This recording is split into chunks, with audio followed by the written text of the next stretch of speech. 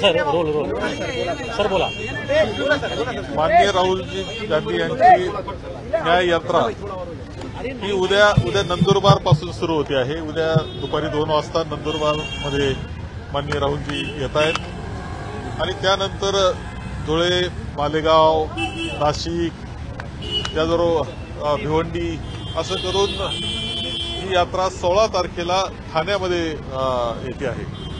ठाण्यामध्ये रॅली आहे, जांभळी चौकामध्ये ते संबोधित करणार आहे, संवाद साधणार आहे लोकांबरोबर आणि त्यानंतर संध्याकाळी चैत्यभूमीला रॅलीनंच ते मुंबईतून चैत्यभूमीला ते समारोप हा होणार आहे 16 तारखेला आणि 17 तारखेला सभा होणार आहे शिवाजी पार्कला। आघाडीची आहे, त्याचबरोबर इंडियाचे सुद्धा इंडिया अलायन्स जे आमचं आहे त्याचे सुद्धा प्रमुख लोक उपस्थित राहणार आहेत आणि ही सभा माननीय राहुलजी आणि सर्व प्रमुख नेते मंडळी देशातील इंडियाचे, अलायन्सचे आणि आमच्या आघाडीचे हे नेते मंडळी तिथे संबोधित करणार आहेत।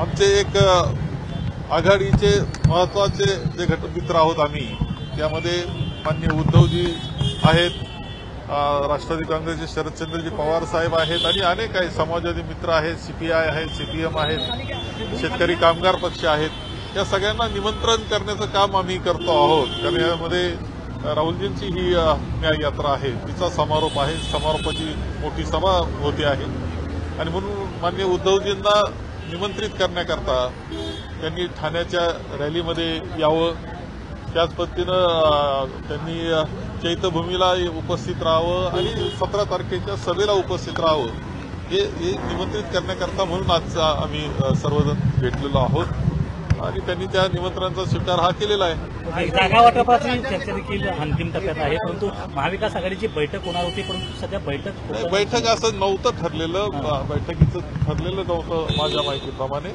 पण ठीक आहे ती होऊ शकतं। जागा 2-3-4 जागेचा विषय आहे, चर्चेचा विषय मार्गी लागू शकतो। पण वंचित जे आहे ते अजून प्रश्न प्रलंबित आहे, वंचित येणार आहे की नाही? खरं म्हणजे त्या बाबतीत वंचितचे जे प्रमुख आहे माननीय बाळासाहेब आंबेडकर यांच्याबरोबर संवाद तर सुरू आहे, आमच्या नेते मंडळीचा संवाद सर्वांचा सुरू आहे आणि त्यांनी जे जागांच्या कोणत्या जागा पाहिजे याबाबतीत ते आम्हाला माहिती देणार होते आणि वाट पाहतोय।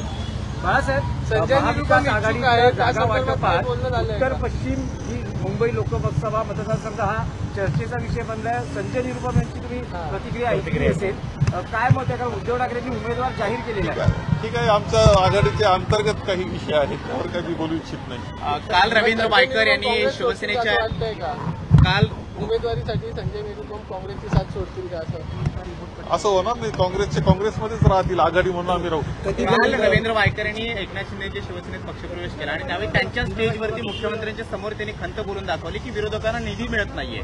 ही अडचण सगळ्याच विरोधकांची असं वाटतं। निधीच्या बाबतीतला खरं म्हणजे अपपर भाव ज्याला म्हणतात हा खूप मोठ्या प्रमाणावर झालेला ही वस्तुस्थिती आहे की सत्ताधाऱ्यांना निधी द्यायचा आणि विरोधक आहे त्यांना मोठे आमदार असतील, नगरसेवक असतील, त्यांना निधी द्यायचा नाही, हे नवीनच पद्धत या राज्यामध्ये सुरू झालेली आहे आणि निधी न देणं याच्यामध्ये राजकारण असं करू नये कारण ते सर्वसामान्याबरोबर केलेलं राजकारण असतं। राजकारण हे असतात की आमदारांमध्ये असतं, पुढाऱ्यांमध्ये असतं, ते सर्वसामान्याबरोबर खेळू नये, परंतु आताचं हे सरकार हे सर्वसामान्याच्या जीवनाशी खेळ खेळतंय निधीच्या माध्यमातून।